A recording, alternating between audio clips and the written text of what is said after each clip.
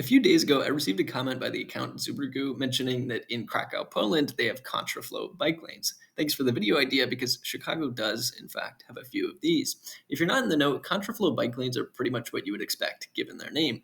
Basically, it allows cyclists to ride against the flow of regular car traffic.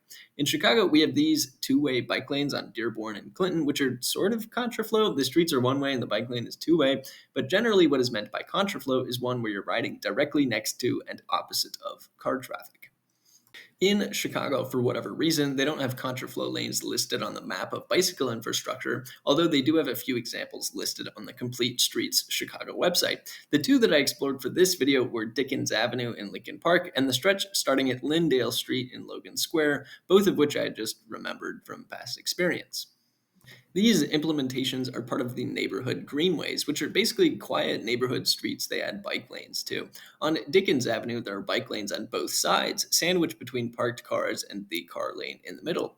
And it feels pretty comfortable, but of course, comfort always depends on the level of traffic on any given day. On Lyndale Street, it's slightly different because the street isn't wide enough. Instead, the contraflow lane has a full bike lane, and on the other side is a shared lane for bikes and cars. In Antwerp, Belgium, they have bike priority streets, and it seems the drivers are deferential and chill about it. But in Chicago, I would feel a little uncomfortable biking slowly in front of a car for a long stretch without letting them pass. So that side of the lane might be a little iffy on a busy day. Basically, I had two questions about contraflow bike lanes. First, what is the perceived benefit of building infrastructure in this way? And second, is that benefit realized when implemented in Chicago? According to the Chicago Complete Streets website, contraflow lanes create more direct, low stress connections in neighborhoods. So, do these contraflow lanes live up to that? And I'd say pretty much yes. Regarding directionality, Chicago does love their one ways, and it can make navigation into a huge pain, leading to bikes on sidewalks and going the wrong way.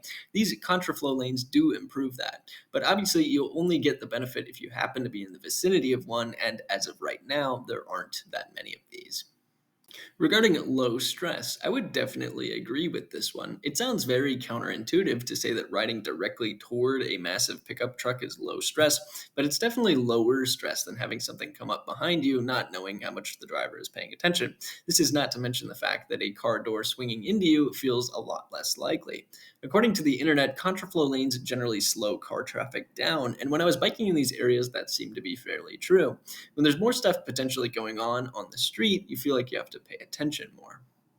One other thing to note is that these neighborhood streets are broken up by large roads, and the bike lanes have to be connected across them. And over in Logan Square, they seem to be done really well. These pathways are really easy to follow across these fairly nasty roads.